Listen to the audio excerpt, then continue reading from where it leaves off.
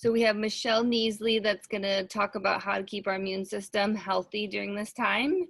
And thank you for taking the time to speak with this group. And as people are being added, hopefully more people will be added. I think they'll come in automatically with their muted, so it'll work out fine. Great. And so thank you. Go ahead and take away.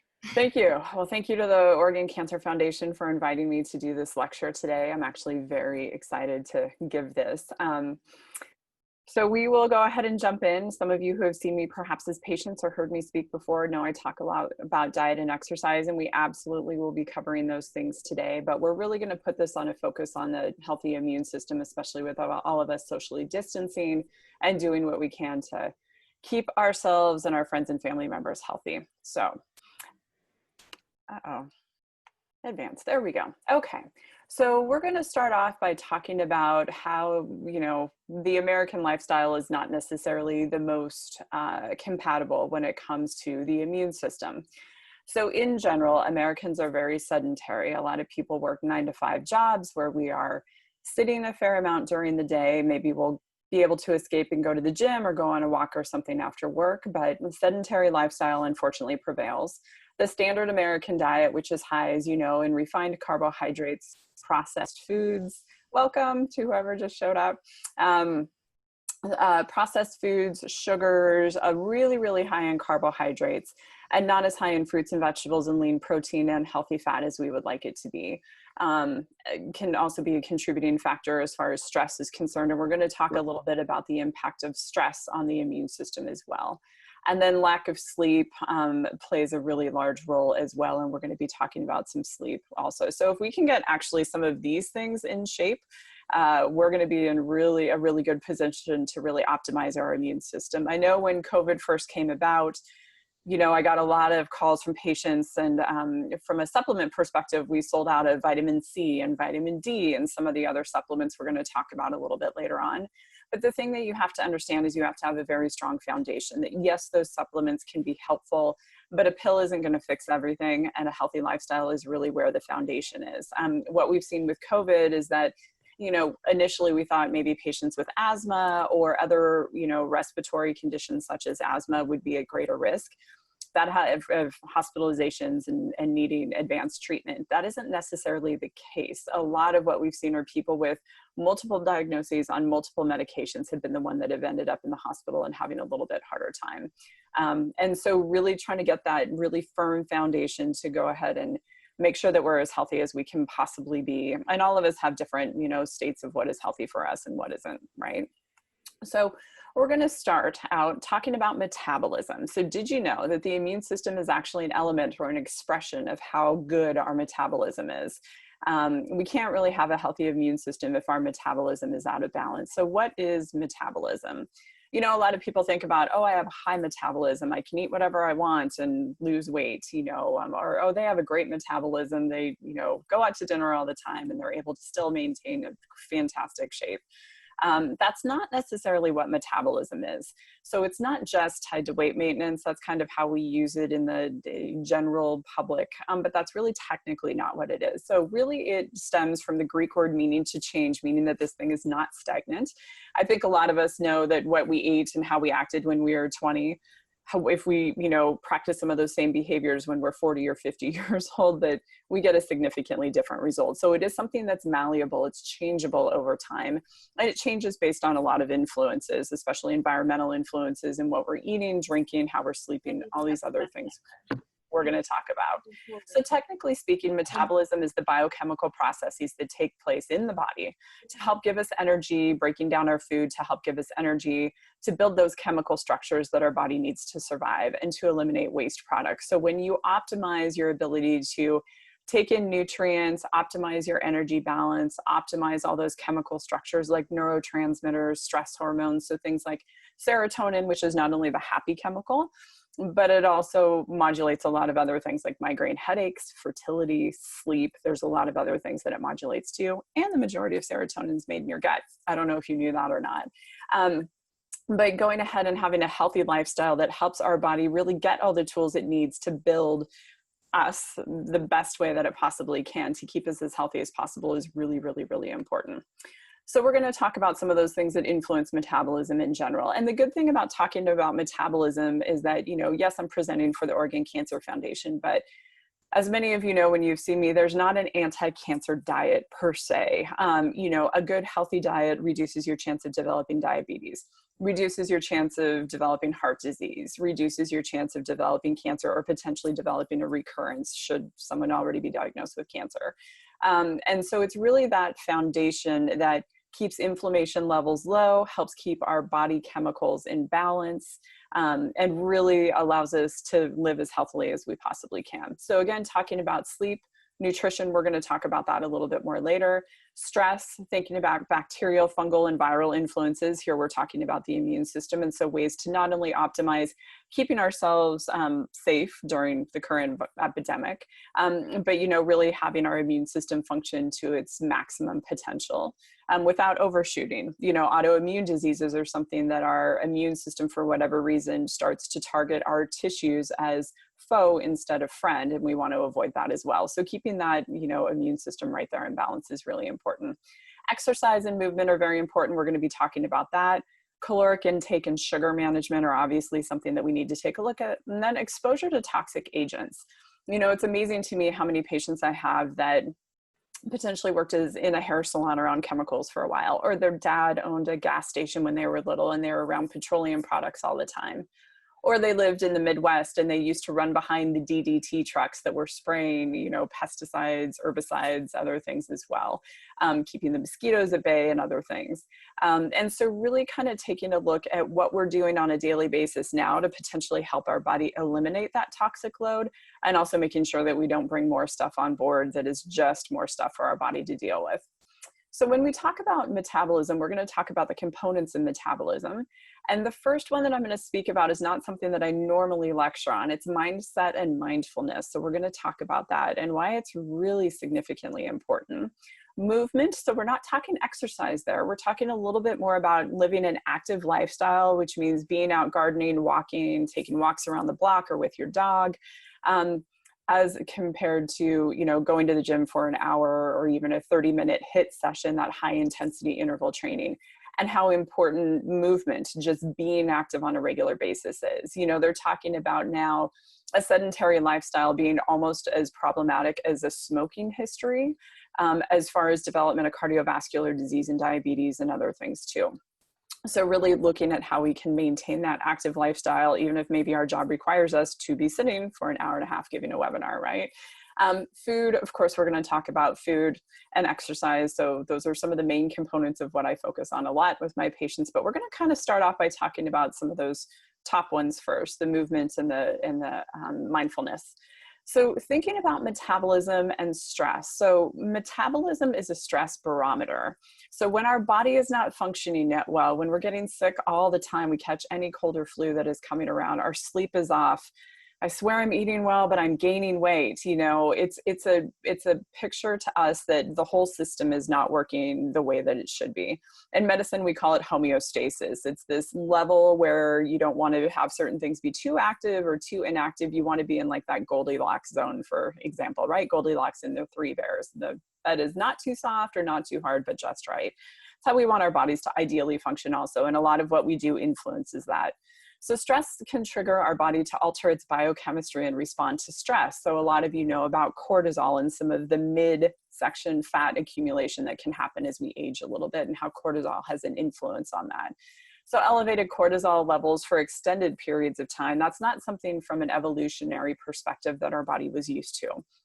We get cortisol spikes traditionally thousands of years ago if we were being chased by a tiger, right? That quick cortisol and adrenaline spike get us out of danger, and then, we'd go ahead and calm back down. But the stresses that we have today are different. It's managing that huge to-do list, of which, we should really have a conversation about what should be on the to-do list and what shouldn't be.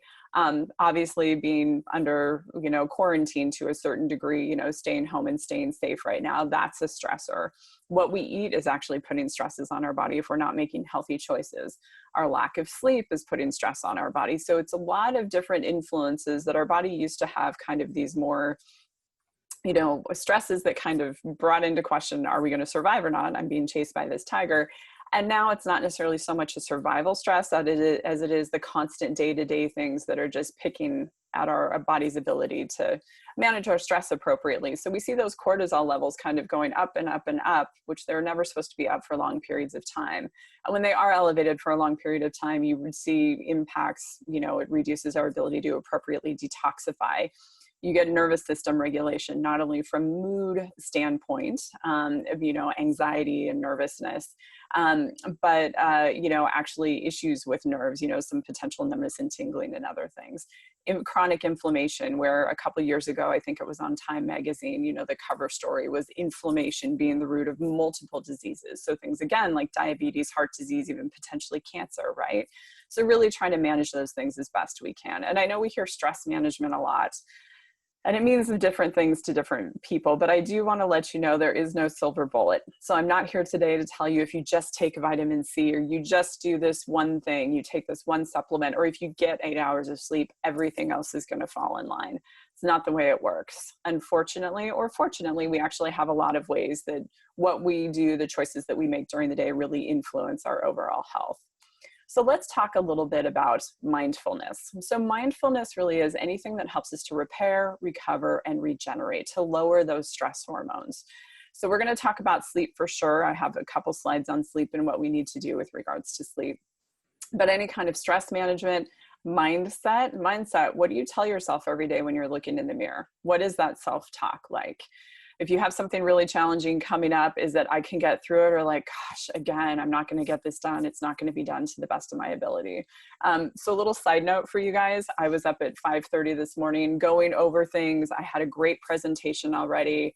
I just read some stuff last night that I'm like, you know what? I want to add that. I added another 20 slides, and around 8 a.m. this morning, everything crashed. And usually you can get, the recovery file once the program shuts down. Yeah, that didn't happen this morning. So I was sitting there being like, okay, I can feel my cortisol pulsing. I just lost 3 hours worth of work. That was going to be awesome. And I had that, couple minutes of, oh my God, what am I going to do? And then I took a couple deep breaths, and I'm like, I have an hour and a half to now recreate everything that I put together, relatively speaking, in a 3-hour time period. I can sit here and stress out about it, or I can get to work. So I got to work, right? So this is almost as good, I think, hopefully, as what I had put together before. But mindset, like, can you get through what's going on? And it's tricky. I mean, there's times when it seems like life is just dealing us one curveball after another. And it's like, how much more stuff can I take, right? So finding a way to really relax, repair, regenerate, practice some of these things like proper nutrition and sleep and exercise are going to give you the energy that you need to get through when going gets tough, right? Meditation, we're going to talk about that a little bit too. I think a lot of people really consider meditation to be, you think of the pictures of meditation as someone sitting cross-legged on a yoga mat. In some beautiful setting. And really meditation is not that. It can be an active meditation too. It can be taking a walk around the neighborhood, again, with your dog, or other activities like that just make you focus on the here and now and shut out the clutter. There's always going to be more stuff that you need to do. There's always going to be things that you can potentially worry about.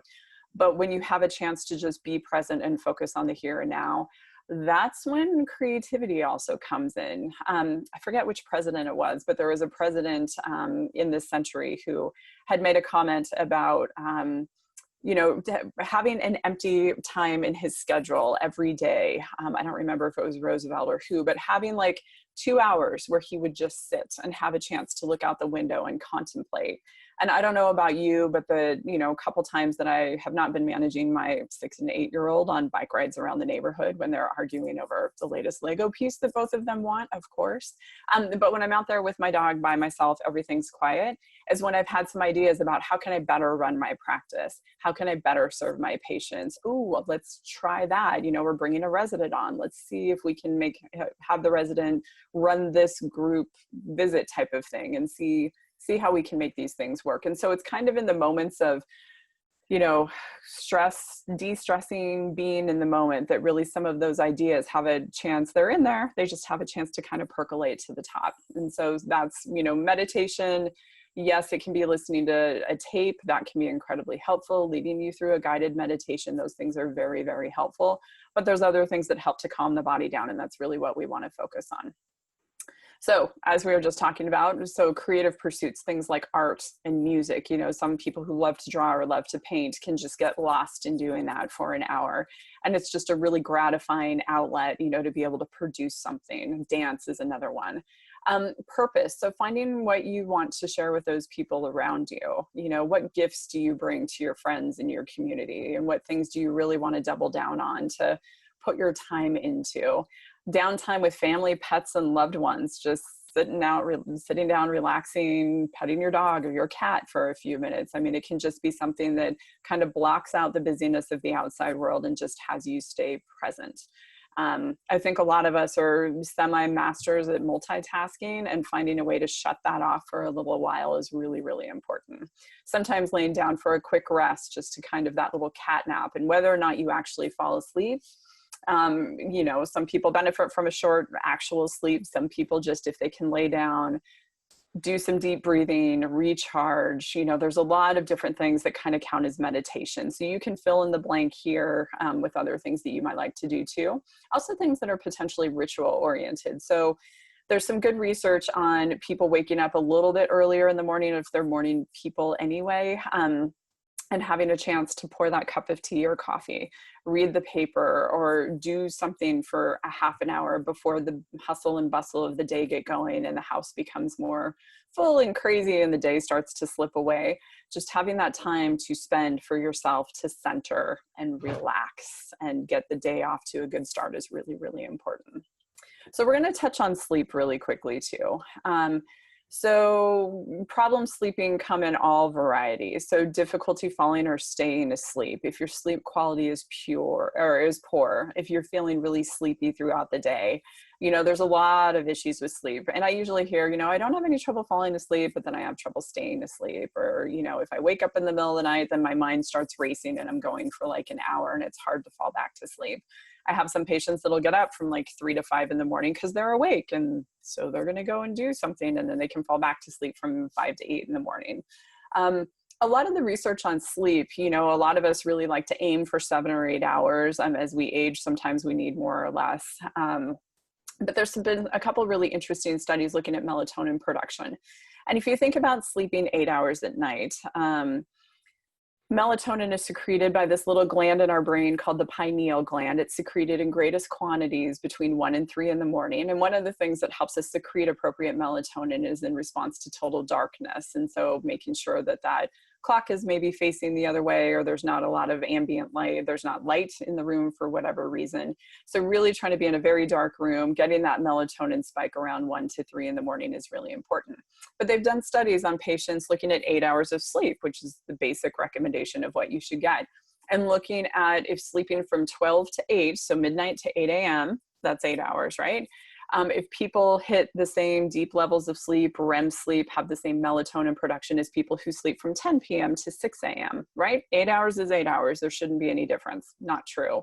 The people who sleep from 10 to 6 actually reach deeper levels of sleep on a more regular basis. They have higher levels of melatonin than the people that sleep from midnight to 8 in the morning. And so some of the thought on that is perhaps if you're asleep for a little while before you hit that melatonin spike, it might be something that facilitates even deeper sleep. But there's a lot of issues around sleep hygiene, and we're going to talk about those right now. So some of the things, if you are having trouble sleeping, don't eat a heavy meal at dinner. And if you are going to eat a bedtime snack, a lot of people I know, we're going to talk about intermittent fasting a little bit later on. But a lot of people are trying to stop at 6 or 7 o'clock at night. It's really hard to do that if it's spaghetti for dinner, because your carbohydrate, that pasta, is going to boost your blood sugar and then it's going to fall down again. So 10 o'clock at night, you're going to be craving something else, right? Possibly. And so if you are going to have a snack, ideally it's some sort of protein, maybe a handful of nuts, maybe half an avocado, but something that has protein, a fiber, or a healthy fat is going to stabilize that blood sugar for a longer period of time. Also, instead of, if you have dinner and you're used to having a snack, having one of those things for that snack at 7 or 8 o'clock, whatever it happens to be, as opposed to a bowl of ice cream or something sweet. Sweets are a little bit better earlier in the day, like an afternoon snack. If you're going to do sweets, There's pros and cons to that. We'll talk about that later also. But trying to move that protein, fiber, healthy fat at night before bed is really you're going to get more bang for your buck with regards to sleep. So reduce stress and anxiety, easier said than done, right? But realizing that the issues that are there today are going to be there tomorrow. You staying up and stressing out over those things is not going to make them go away, right? A lot of patients that I work with, and myself to a certain degree, will have a to-do list during the day. That to-do list should be no more than like 3 to 5 items in general. I would add to that potentially putting on that to-do list exercise. A lot of patients, if they don't schedule exercise, won't get it done. I know for me, if I don't do it early in the morning, then the day gets away from me and it's 8 o'clock at night. And I'm like, there's no way I'm going to exercise now because it's going to keep me awake. So, but that to-do list ideally should be 3 to the 5 most important things that you need to get done. Because I think in this society, especially, it's easy for us to get overwhelmed and be like, here's the 10 things that I need to do. You just kind of have this little moment where it's like, I don't even know where to start. I'm going to do this thing over here. You know, that's a very natural thing for a lot of us to do. So by being able to pick off like the top 3 to 5 every day, you know, is a great way to slowly go down that big list of things that I think that we all have in our minds that we want to accomplish. If you wake up in the middle of the night, try not looking at the clock. So if you do have a relaxing meditation tape or something else, but a lot of you look at the clock and then you're almost asleep and you look at the clock and you've been like, oh gosh, I've been awake for 45 minutes. Oh my God, I have to get up in 2 hours. I have to get up in an hour and 45 minutes. I have to get up in an hour and a half. Just that constant conversation is taking you from almost being asleep to that stress response again of like, oh, I'm not going to get the sleep that I need. So ideally don't look at the clock. You just have it be something, if it's on your phone or if it's an actual clock, face it away again for the light, but then you just don't want to be constantly looking at it to be like, I've been awake for this long, or I only have this long until I get up. You should talk to a doctor or other healthcare provider if you just really are having a hard time sleeping. Ideally, sleep medication should be a short-term fix, or for patients with pain, sometimes what's keeping them awake is pain. And so getting the pain appropriately managed, or if you do need some sleep medication, sometimes it's forever, sometimes it's just a Band-Aid. But ideally, we really want to treat these underlying causes. And then if medications are needed, then we can go ahead and, you know, or utilize medications. This is a big one, reducing screen time before bed. I know I can hear the groans out there already. So ideally, no looking at your phone or TV or computers. It's recommended for 2 hours at night before bed. And I hear it right now. I know that that's not reasonable for a lot of people. Ideally, reading or other things, you know, will help to let your mind start to relax. And the screen light that we get from different types of screens, it keeps on telling our body that it's daytime. It emits it emits light waves. It emits the type of light that keeps our body awake. And so when we're able to shut off screens, you know, our body has a better time of being able to naturally relax on its own. If by chance you do use screens, I don't recommend watching murder mysteries right before bed, or, you know, surfing Facebook and finding things that are politically charged, or, you know, I recommend watching or looking at something that's a little bit lighter, because again, even if we're used to watching murder mysteries or, you know, something that's, you know, controversial or whatever it is, you know, with politics right now, things have been somewhat controversial. And I've had patients on both sides of the spectrum that are like, I have to stop watching like the nighttime news shows because otherwise I just get so angry. And it's like, yeah, that's not a good way to get your body in a nice relaxed state in order to sleep. So if you are going to watch something on a screen, ideally you're not on a screen, but if you are, make it very vanilla as far as the content is concerned, so that it doesn't really get you all stirred up before you get to bed. Again, this is ideal. So bedtime or the bedroom should be used for sleep and sex and nothing else. I'm not a big fan of TV in the bedroom because it is something that you can turn on the TV and then all of a sudden you're binging a show on Netflix and it's 1:30 in the morning, and then, you know, poof, there went your good chance to get to sleep by 10 or 11 o'clock at night. So ideally, TV should be located in other rooms, and really primarily the bed should be used for sleeping. Making sure your bed, temperature, clothing are all comfortable is really important. avoiding caffeine, tobacco, and alcohol, especially after 3 p.m. I know that's most of the people who do have alcohol usually don't drink before 3 p.m. But the later you drink, the later there can be issues with sleep as well. And then getting regular morning or midday exercise. So exercise helps everything. We're going to talk about that in a second also, including sleep. So when you get tired out in the morning, usually it actually is a little stimulating and helps you with your day. And then as you start to wind down at night, you find that you are actually feeling a little bit more tired. And this is a big one. My patients are always working on their water, their fluid consumption. And I will have patients who maybe drank a glass in the morning, maybe one in the afternoon, and then it's dinner time and they realize that, they need to still get 6 glasses in or whatever it happens to be. Don't try and make up for it after 8 p.m. All you're going to do is stay up all night going to the bathroom. So yes, you can still have water for, if you have to take some supplements or some medications at night, or you want to take a little sip here or there, that's fine. But don't be trying to get your extra 3 glasses in around 8 o'clock at night because it's going to keep you up. So now we're going to move on to movement. And as I said before, yes, exercise is a type of movement, but a lot of research, so the current research has really been looking at sedentary lifestyles. Like I said, those people who work from 9 to 5 and then maybe go to the gym 3 or 4 times a week, versus people that are busy. They're out in their garden, they're walking around the neighborhood, they're just busy, they're mowing the lawn, they're just active. So recent research is showing that those who live an active lifestyle but don't really get organized exercise per se have lower rates of heart disease, cancer, diabetes, and obesity than those who sit all day and then go to the gym and try and get it like at night or on the weekends. So being active really manages those stress hormones very, very significantly. And so it's something that we really want to look at, being more active as best we can. So movement, what can you do? So taking a walk around your neighborhood after dinner is a good way. Riding your bike.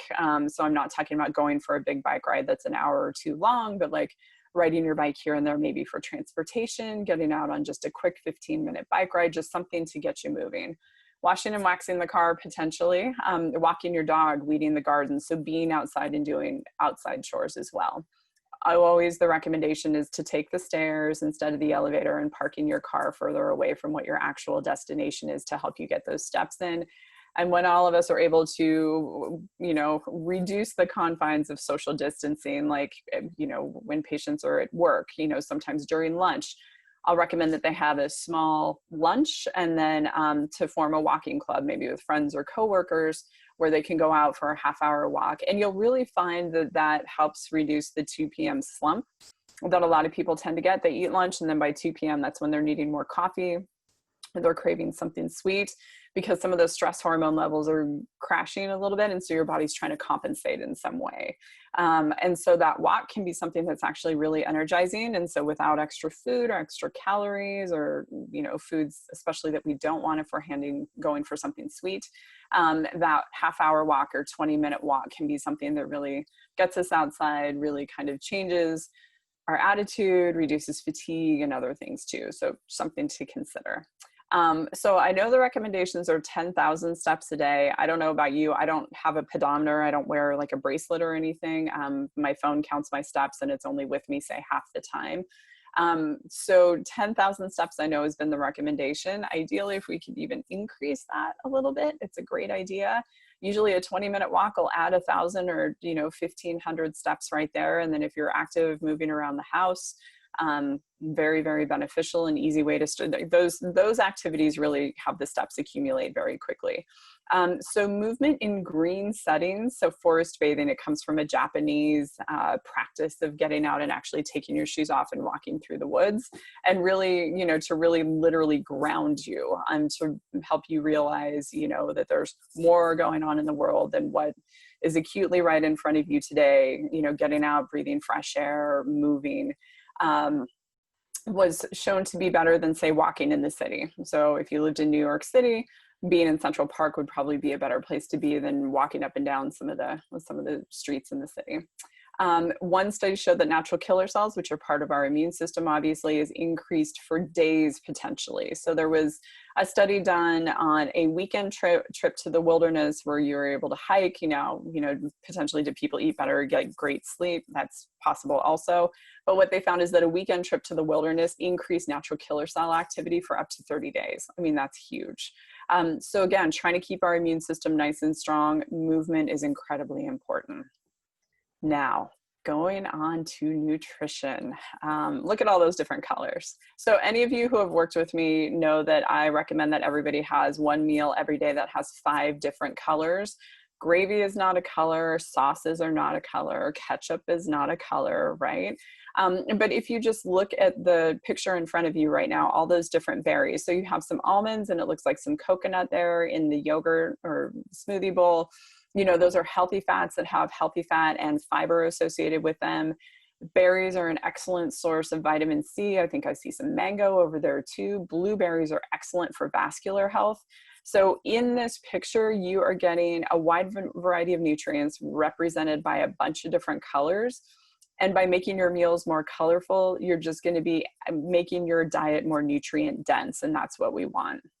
And if you happen to have children or grandchildren, if they know that dinner has to have 5 colors, my kids are really good. If breakfast has, 2 colors, they're like, Mom, we also need other things. And so they're very good at reminding me that, we need more stuff. And so not just to do like a big, pile of strawberries, but to make it mixed berries, because even though they're all kind of in the same berry category, they all offer slightly different things.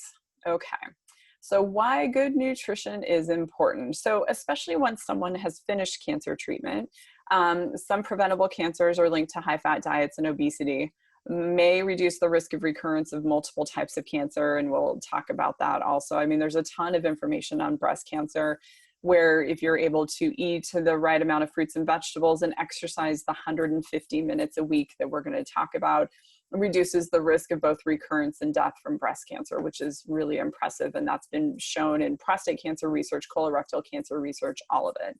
And so even if someone's diet wasn't perfect leading up to a cancer diagnosis, and perfect obviously is a relative term, you're going to figure out that perfect for you is not necessarily perfect for somebody else.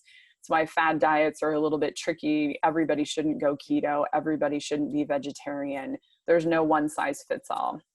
And we're going to talk about that a little bit later on also, about how to monitor how you're feeling when eating certain foods so that you can start to choose the foods that improve your metabolism, that contribute to a healthy metabolism so that your body can stay in great shape.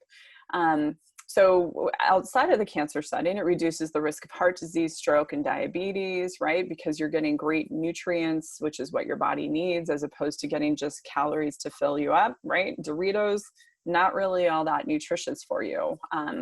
So also some treatments like aromatase inhibitors for patients with breast cancer or tamoxifen have been linked to weight gain. And by eating a lot of the foods that you see in that picture there, as opposed to some of the processed foods, you're going to be on the road to helping manage your weight. So I really like this from the American Institute for Cancer Research. So it's a little bit of an old graphic, but we used to look at the old food pyramids. I should have put my food pyramid in here that I use with patients. For me, on the very bottom of it is hydration, sleep, and exercise. That's kind of the foundation. And we could put mindfulness in there as well.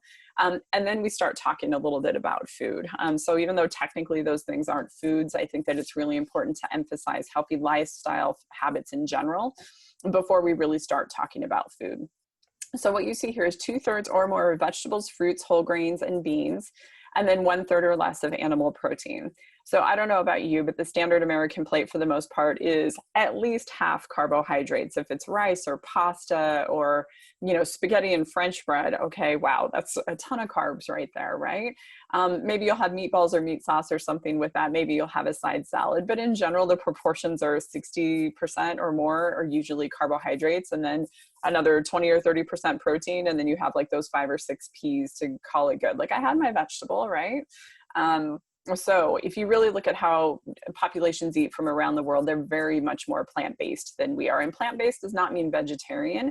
It just means incorporating more vegetables into your diet. And then if you want to, still adding some lean, organic, grass-fed, wild-caught proteins. so many reasons that the food that we eat really needs to be as toxin free as possible. You don't want to be giving your body more work. Your body, especially, let's say we're talking about our immune system right now, we're really trying to boost our immune system by taking in all the good stuff that we possibly can. And when you're eating a lot of stuff with pesticides, when you're eating farm fish, which has up to 4 times the mercury level of wild caught fish, those are all things that your body also has to deal with, as well as boosting the immune system. So a really, really important thing for you to keep in mind of eating cleanly as best you can. There's lots of resources for finding kind of the dirty dozen about what is, most heavily sprayed, because not all of us can afford to buy organic foods 100% of the time, right? And so looking at things that, you're going to peel a banana or peel an orange, even if there's spray on that, yes, you could get some on your hands, but the food that you're going to be eating doesn't have, the pesticides on it compared to eating a strawberry or broccoli or some of the things where you're actually eating the whole food. So looking at going back to this new American plate, so really trying to focus on beans, potentially a little bit of whole grains, but really a lot of vegetables, lean protein, and then I really try to encourage patients to use carbs to kind of fill in the balance, right? So when we're looking at this new American plate, so 2/3 should be plant foods. So ideally 5 servings every day of a variety of fruits and vegetables. Now, one of the things that I don't touch on this, because it could be a whole talk all its own, is gut health. We have more bacteria in our gut than we have cells that make up our body, which is kind of a crazy thing for us to think about, that our digestive tract is, we are kind of a big hotel for bacteria and other things that live in our gut. Just let you think about that for a second. And so a lot of what happens in our gut, yes, it's breakdown of food. Yes, it's absorption of nutrients. You chew your food, you chew 10 to 20 times, right? Everybody's doing that. Right. That also is going to move you from the sympathetic chew, chew, swallow, stressful thing to the parasympathetic, the rest and digest part of our nervous system, that really helps us to rest and relax and really brings blood flow into our core so that we can grab all those great nutrients instead of blood flow not being concentrated there. So you start out by chewing your food. It's, mixing with saliva. You're already starting that breakdown in your mouth. Swallow it, falls down into hydrochloric acid and other enzymes and chemicals that help your body to really break all those things down into the smallest bits possible. And then it goes into our gut, right? Into our small intestine for absorption. And that's where a lot of this bacteria lives. So the average estimate is that we have about 4 bacteria for every 1 cell that makes up our body. And so our digestive tract is the epicenter of manufacturing serotonin. So our mood, again, like I said earlier, it's not only mood, anxiety, and depression, but it's things like sleep and headaches. Test-taking abilities, cognitive taking abilities, or cognitive abilities like test-taking are improved when serotonin levels are higher. Our immune system also arises very significantly out of our gut. And so when you're eating vegetables that are high in fiber, you're going to be getting all the good nutrients that you need to help make sure that the good guys are in your gut that are supposed to be there, and the bad guys that aren't so helpful are not there. So really, vegetables, raw vegetables especially, super high in fiber, really excellent for gut health, which really has so many other ramifications. 6 to 8 servings, this is the basic recommendation from the American Institute for Cancer Research. I don't know if I necessarily agree with the whole grain part of this. So 6 to 8 servings of other plant-based foods, and we'll talk about serving size in just a second. I rather have my patients bulk up on vegetables and beans, and kind of decrease the brown rice, the garlic.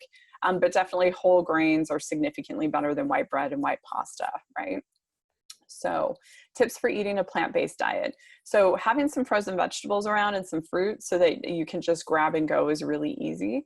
A lot of us are very busy, and having to prep something all the time, having to prepare, cut open that watermelon or whatever it happens to be, every time you want to have some can be, a deterrent, and it's much easier to grab a bar and just go. But making sure that you maybe have frozen vegetables, you could add those to a soup really quickly and easily, right? If you happen to be having a soup, you can bulk up the vegetables with that.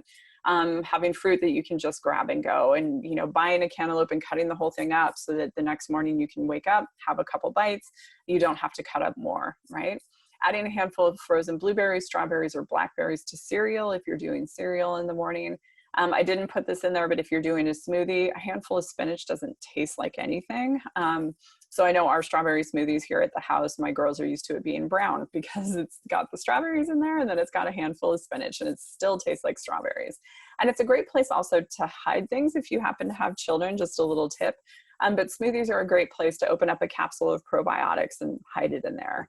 You know, you can't really do vitamins because the B vitamins taste like certain things, but, you know, especially things like glutamine that can help heal up the digestive tract, probiotics, all of those are really easy to hide in a smoothie. Okay. And you can add kale, you can add other things like that. They're just a little bit stronger flavored. So just be ready for a little bit more bitterness. Choose whole grain, high fiber breads if you eat grains regularly, and read the labels. Enriched on a food label means there's not whole grains. So you really want to make sure that whole grain and whole wheat flour and words like that are used. So continuing on, so canned beans are really easy to go ahead and add to different, you can sprinkle them on salad to add protein and fiber. And protein, fiber, and healthy fat balance out sugar. And that's what we want. We want to be feeling full. We want to get full on the right things. And that'll allow us to last a little bit longer during the day as well. Using whole grain pasta instead of white pasta, and then focus on variety. The more color you eat, the better off you are. As I just said, each color equals a different nutrient group. And then there's that little tip about the 5 different colored meal. The other thing that I talk to patients about is that even if somebody eats the perfect meal every day, so they get up and they have half an avocado and some mixed berries and, I don't know, spinach and like a smoothie or something, and then they have a great, wonderful salad for lunch and then some organic chicken and asparagus and, you know, some fruit for snack for dinner, and they're snacking on nuts and fruit during the day, whatever it happens to be. If they're eating the exact same thing, we all fall into habits because it's easy. I like my banana and almond butter in the morning, or I like this exact same salad with the exact same stuff in it. It's great that you're eating those healthy foods. You're making really healthy choices, but just change it up a little bit. Because again, different foods equal different nutrient groups. And so if the only fruits I ever eat are apples and bananas and oranges and grapes, I'm never getting kiwi or berry nutrients or cantaloupe nutrients, right? Melon nutrients. And so variety is key. It's really, really, really important. It's also really important with regards to exercise too, which we're going to find out in a second. So the best choices for protein, when we're talking about the 1/3 a plate of protein, the best choices are poultry and fish. Serving size is about 4 ounces or 20 grams of protein. Limiting red meat to less than 18 ounces per week. That again comes from the American Institute for Cancer Research. I would say it's usually less than that. Most of my patients, I recommend that they have 1 serving a week of animal or red meat. So that's, you know, maybe 4 ounces. Maybe if they do it twice a week, it's no more than 8. I would knock 10 ounces off of that if that was specifically my recommendation. The thing also to remember about red meat, if you are going to eat red meat, is that when you look at grass-fed versus not grass-fed meat, there's a huge difference. So there was a study done on cows that were strictly grass-fed versus cows that were grain-fed, right? Your large commercial cow farms. And they did muscle biopsies. They took muscle samples of the cows that were grass-fed versus the cows that were grain-fed or corn-fed, and compared it to the omega-3 fatty acid content of fish, which, as you know, is an anti-inflammatory oil that our body uses in every single cell. So what we expected was that, okay, 2 cow samples are going to look very close. And yes, what you eat matters, but it's not going to matter that much. Actually, that wasn't true. So with the fish, the amount of omega-3 fatty acids in the fish were quite high.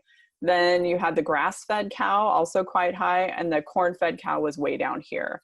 So actually, as far as omega-3 fatty acid content was concerned, the grass-fed cow had much more in common with fish, or was much closer to fish than it was to the corn-fed cow. So another example in the long line of examples about how it really matters what we eat, and not only us as humans, but, you know, the food that we potentially eat really matters what they're being fed to. Last but not least, avoiding processed meats. Everybody likes a good salami potentially every once in a while, but, you know, bacon, ham, lunch meats, hot dogs, not really. Bologna's not your friend. Okay, so trying to steer clear of those things. If you go out to a barbecue every once in a while, some of those things happen to be there. Again, eating well 85 to 90% of the time is a great idea. Can you go out and have dessert? Can you go out and get a burger somewhere and not worry about if it's grain fed? Yes. On a regular basis though, trying to really eat very cleanly and eat the things that are going to give you the most bang for your buck is definitely recommended. Here's some information on serving sizes. When we're talking about servings of fruits and vegetables, raw leafy vegetables, 1 cup is a serving. When you talk about chopped fruits and vegetables, that's a half a cup. So, I mean, a cup of berries, mixed berries in a smoothie, I mean, that's 2 servings right there. And then if you do a handful of spinach with that, that's, you know, you could get probably pretty close to a cup with spinach. So you're getting 3 servings of fruits and vegetables in 1 quick smoothie. So you're knocking out a lot of it already, right? Okay, tips for meat lovers: choosing leaner cuts of meat with less fat, smaller portions, no going out to dinner and getting this huge T-bone steak that takes up your entire plate, right? And so really trying to eat those smaller portions, eating more white meat, so poultry and fish, especially, than red meat. And again, I know that some people really like eating meat, but again, the, you know, fish and other types of meat are really a good way for you to go. So when we also look about traditional versus the new American plate, I mean, you know, it's challenging for me sometimes in working with oncologists. I found this a little bit more in pediatric oncology, shockingly, was that doctors are like, I just want them to keep weight on, just eat. It's fine, just eat. And I'm like, 1,000 calories of Cheetos does not have the same nutritional value as 1,000 calories of, you know, and even try and get 1,000 calories of salmon, asparagus, and other stuff, and coleslaw. Like that's, you'd have to eat an awful lot of that to even reach 1,000 calories in the first place. So calories matter, absolutely. You know, for patients that are losing weight, and especially during treatment and needing something, Ensure and Boost are not my favorite. They're very high in sugar. I would recommend instead Orgain, Orgain, no affiliation. Widely available at Target and CVS, Walgreens, Walmart, online, obviously now. It's organic plant-based protein. So it's organic and it's plant-based, right? So you don't have to worry about whey or dairy sensitivities at all, which is great.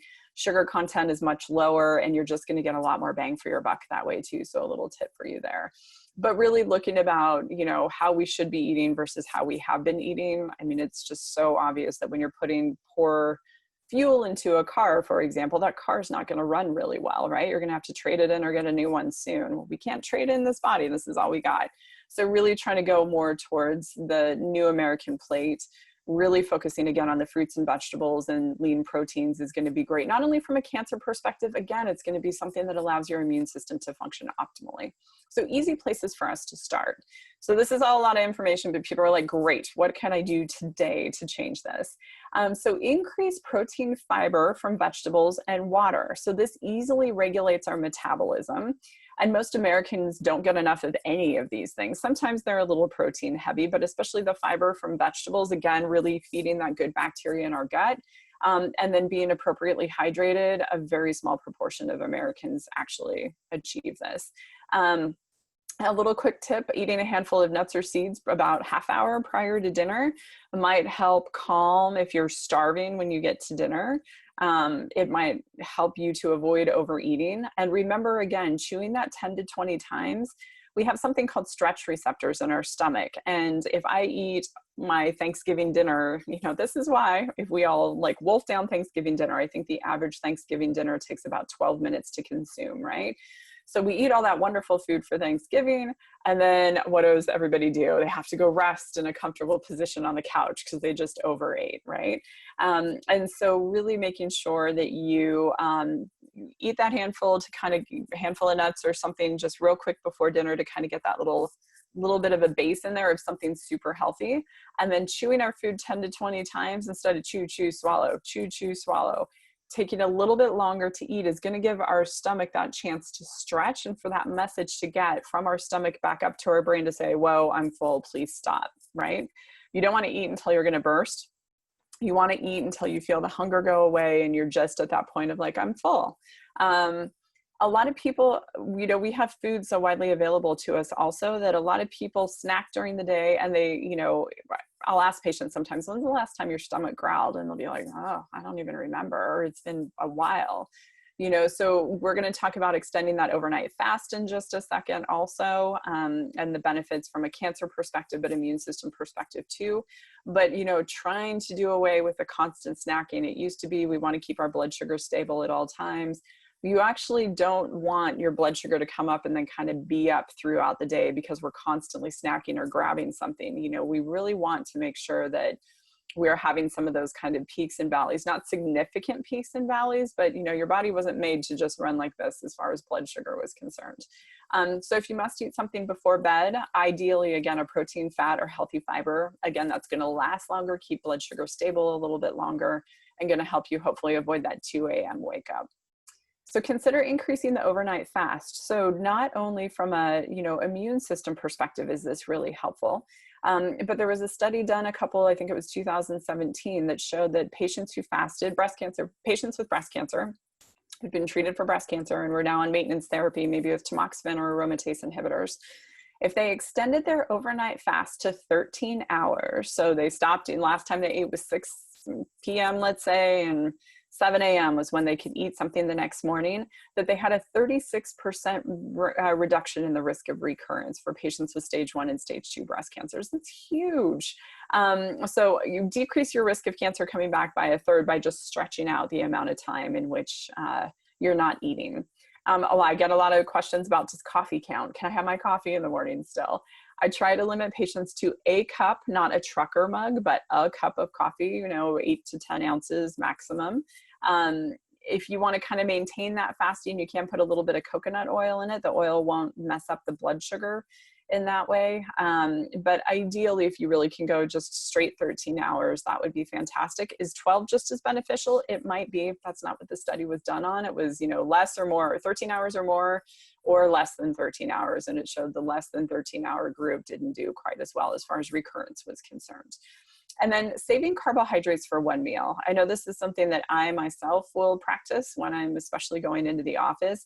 It's easy for me to control my diet during the day because it's just me, I'm busy. It's easy for me to do a smoothie and a salad or something like that. And then I get home and I have 2 small children and a husband, and then everything goes bananas, right? And so for me, it's easier to save my carbohydrates until the end of the day. I also find that I am sharper if I'm not eating grains during the day.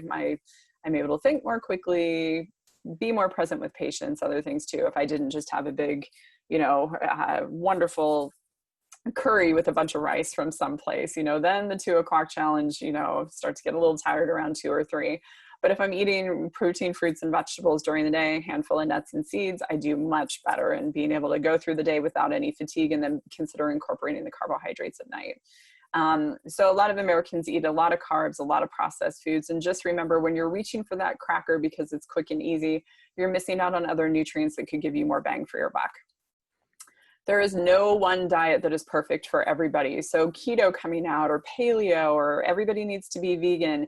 There's no one size fits all. It depends a lot on your genetics. It depends a lot on your particular biochemistry, metabolism, the stressors that are around you right now, other conditions you may be taking medication for. So please remember that we're all individuals, and note what works well for you. It may be different than what works well for others. So we all have that friend, and we do that too. Sometimes it'll be like, well, try that, you know, offer them suggestions. Sometimes that's a great idea, and sometimes it just doesn't work for them, and that's okay. We're all a little bit different. Okay, we're gonna move on to exercise real quick. Katie, you still there? I don't have a clock in front of me. Unfortunately, I turned off my cell phone. I do. I am here, and it's 11:30. Oh my goodness. Okay, so I need to buzz through this portion of it. All right, which I can easily do. Exercise. We all know how important this is, because I want to make sure that I get some questions in about questions that you guys may have. So improving physical functioning, quality of life, better balance. So, you know, making sure patients don't trip and fall, especially if they have bone ruts, is really important. Lowers risk of osteoporosis. You can read that list. We all know that exercise is really great. It also has biochemical activity. And I think that we think about all of these kind of end game impacts, like it improves bone health, but on a daily basis, it changes our metabolism by changing our cravings, hunger, mood, sleep, satiety, the feeling of fullness. How to begin? Begin any activity with a couple minutes of warm up. If you're not exercising right now, you can get up and down from your chair several times. You know, those are called chair squats. You know, I stand up, I sit back down, just starting to work some of those bigger muscles in my thighs, doing that 10 times while a commercial comes on. If I'm someone who is at home watching TV, you know, or making sure that I get up and walk during commercials. There's a lot of kind of games you can play with yourself there. But if you're starting to do some exercise, a few minutes of warm up and each session with stretching, so incredibly important. Aiming for moderate exercise with short bursts of more intense exercise are really important. And the recommendations from the American Cancer Society are 150 minutes of aerobic activity per week. But again, we talked earlier about, yes, exercise does give you more energy. It can decrease chemotherapy-related fatigue. You plan your exercise when your energy is the best. For me, if I don't exercise in the morning, like I said, the whole day just kind of gets away from me. And I notice when I exercise in the morning, I don't want to have something bad for me for breakfast, or I don't want, not bad, but I will always choose things that are more healthy after I've exercised. It just puts me in that mindset already of like, great, I'm going to fix that smoothie this morning, instead of being like, I'm going to have a cereal and an English muffin, right? And so planning exercise at a time when it can kind of set you up for a good day also makes sense. Staying well hydrated is really important. It does help to keep certain symptoms under control. Again, you might have to modify exercise if pain or other side effects are an issue.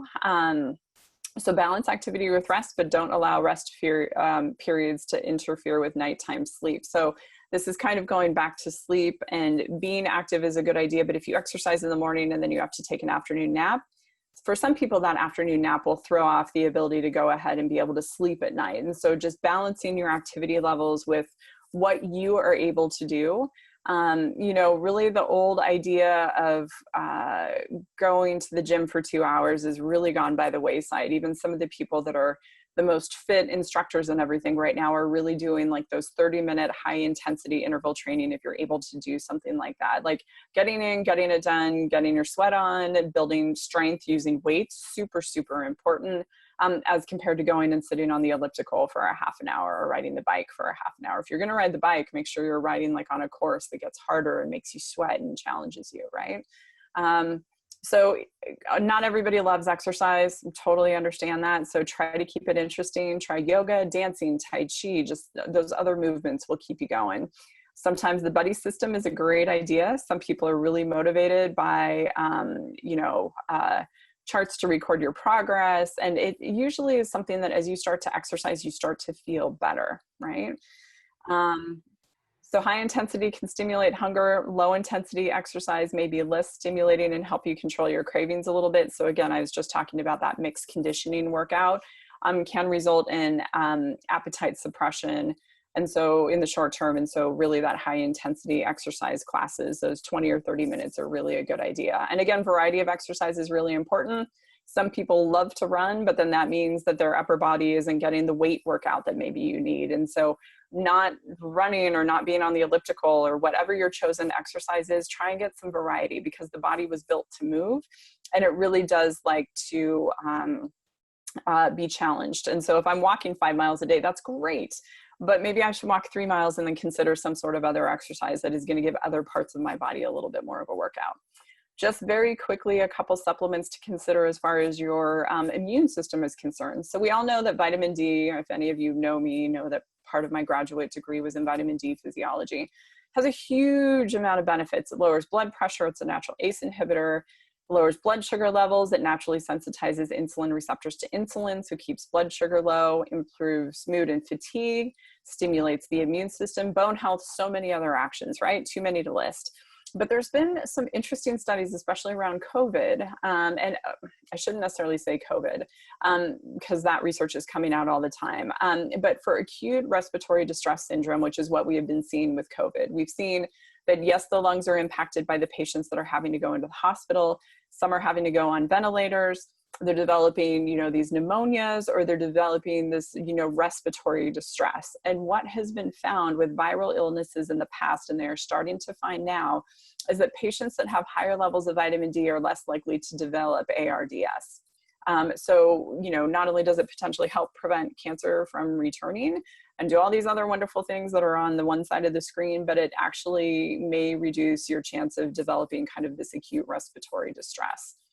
Vitamin C is another thing. So when COVID came about, our clinic sold out of vitamin A, vitamin C, zinc, and vitamin D within like 3 days. And I think most stores also sold out of them too. And there were other herbs that, where people took also, like astragalus and echinacea and some other thing, mushroom extracts. But vitamin C supports detoxification and immune system regulation.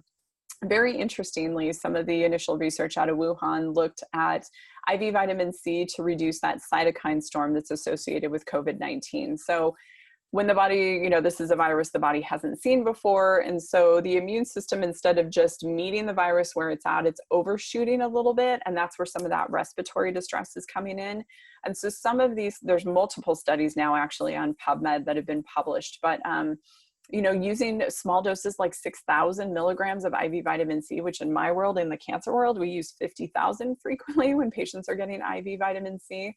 So 6,000 milligrams 2 to 3 times daily significantly reduced that overshoot, brought that back within normal limits so that, the patient could go ahead and heal and not have the immune system causing additional issues like stroke, heart attack, some of the high coagulation or the clotting issues that have come out of this as well.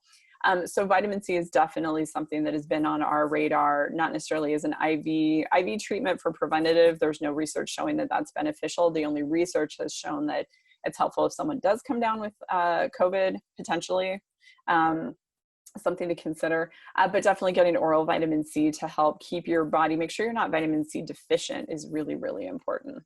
And last but not least, as far as the supplements are concerned, there's a whole bunch of herbal therapies that I could go into. Herbals can be challenging because they can interfere with other medications or cancer treatments that patients are receiving.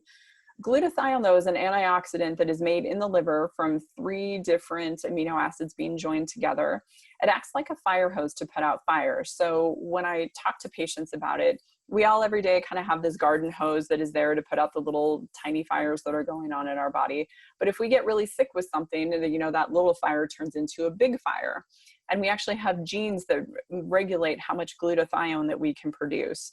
So there have been some recent studies showing, again, that the acute respiratory distress syndrome, that is decreased when patients are either taking oral or nebulized, so like a breathing treatment type of glutathione, because glutathione has such an affinity for the lungs.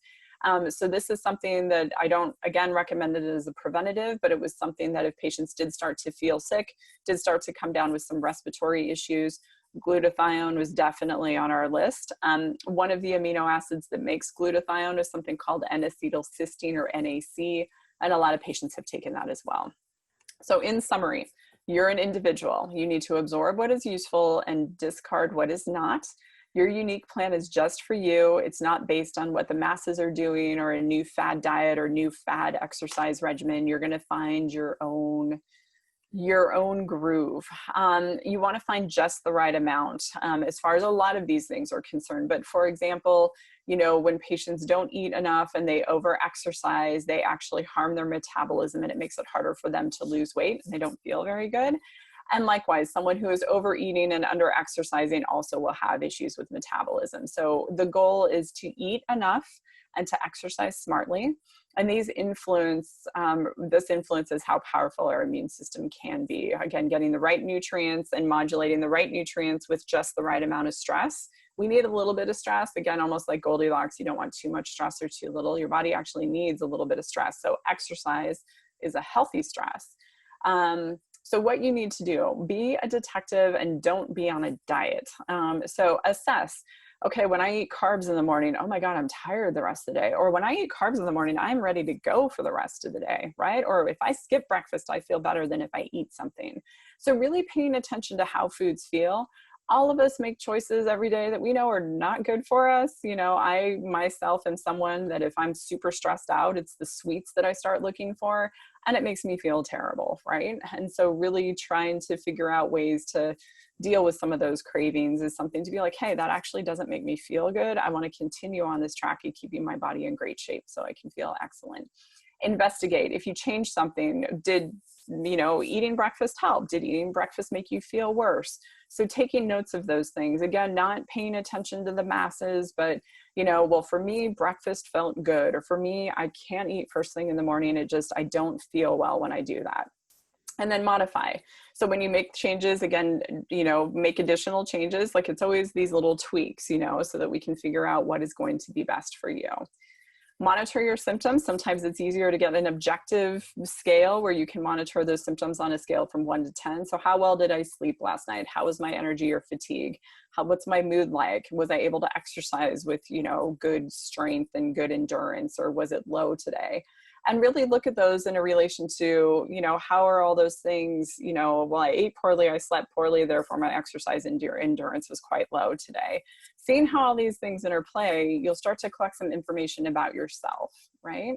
So your health is a reflection of your habits. And if we keep that in mind, that for a lot of people is impetus enough to be like, okay, I'm going to change one meal today. Ooh, I'm going to change one meal. I just heard a ding dong, so I'm assuming I just got timed out. But just really trying to focus on your ability to make changes that are best for you. And with that, I will take questions if there are questions out there.